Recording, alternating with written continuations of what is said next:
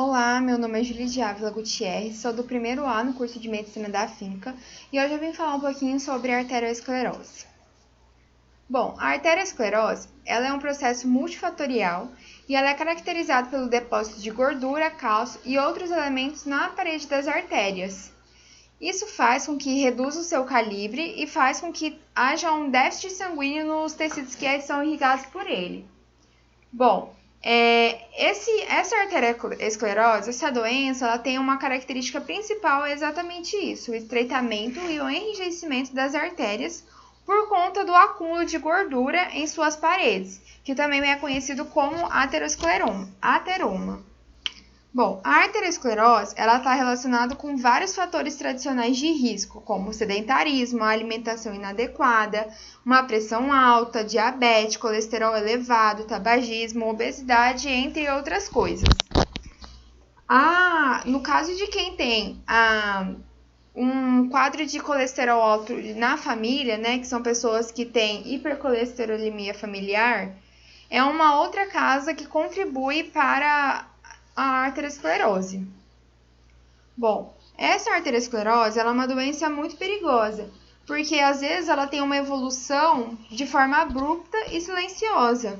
As pessoas, geralmente, elas começam a descobrir, né, a formação das placas de gordura já em um estado avançado, quando a artéria é obstruída completamente, né, e o paciente precisa ser atendido às pressas, que são situações como os infartos, os derrames e até uma morte súbita. Bom, eu trouxe nesse slide um pouquinho sobre a questão do transporte do colesterol na corrente sanguínea. O sangue, ele é extremamente polar. Isso significa que lipídios não passam diretamente no sangue sem nenhuma ajuda, né?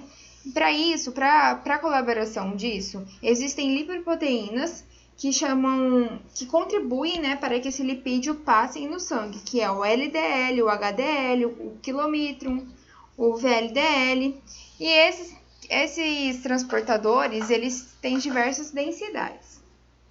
O transporte ele pode ser feito por duas vias, tanto uma via endógena quanto uma via exógena. Na via exógena, os lipídios eles vão ser empacotados em quilomicrons. Já na via endógena, os lipídios eles são sintetizados, distribuídos aos tecidos por meio do VLDL, que depois ele vai ser convertido em LDL, e ele vai ser responsável por levar o colesterol para todos os tecidos extrahepáticos. Aqui eu trouxe um pouquinho exatamente de como ocorre essa formação das placas de gordura que vão interromper o fluxo sanguíneo, né? Bom, a falência cardíaca ela acontece muitas vezes por conta dessa oclusão das artérias coronárias, né? E a arteriosclerose, basicamente, ela está relacionada com os altos níveis de colesterol no sangue, particularmente o LDL. A formação de placa nos vasos sanguíneos, ela começa quando o LDL, que tem grupos de ácido graxo, né, vai se aderir e vai se acumular na matriz extracelular das células epiteliais que revestem as artérias. As células do sistema imune, elas são atraídas para essa região, onde há o acúmulo de LDL e elas começam a se diferenciar em macrófagos. Esses macrófagos, eles vão ser responsáveis por captar o LDL oxidado e o colesterol que eles contêm. Os macrófagos que não limitam sua capacidade de esteróis e o aumento do acúmulo de éster de colesterol e colesterol livre tornam os macrófagos células espumosas. Com o acúmulo de colesterol livre nas células espumosas em suas membranas, elas vão sofrer apoptose. E aí, ao longo do tempo, as artérias elas tornam-se progressivamente ocluídas, já que por conta das placas, né? As placas elas têm um material de matriz extracelular. Elas vão formar um tecido cicatrical de músculo liso. E essas células geralmente se tornam cada vez maiores. Aí a placa vai se soltar do local de sua formação e vai ser transportada pelo sangue para uma região mais estreita, de uma artéria, por exemplo, do encéfalo ou do coração.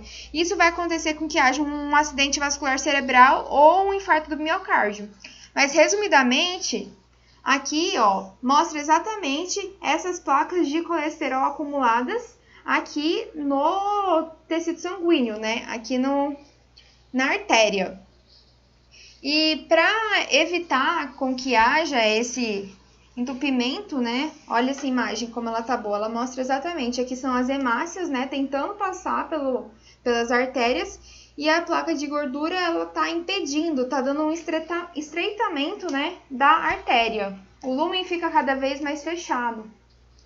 E para evitar essa condição, as prevenções estão relacionadas com um estilo de vida saudável, que é rotina de exercícios físicos, uma alimentação balanceada, acabar com o tabagismo, né, consumo de gorduras e sal. E também, para quem tem a hipercolesterolemia familiar, ter um acompanhamento médico é extremamente importante. E foi isso. Muito obrigada. Eu só tenho que agradecer. Tchau, tchau.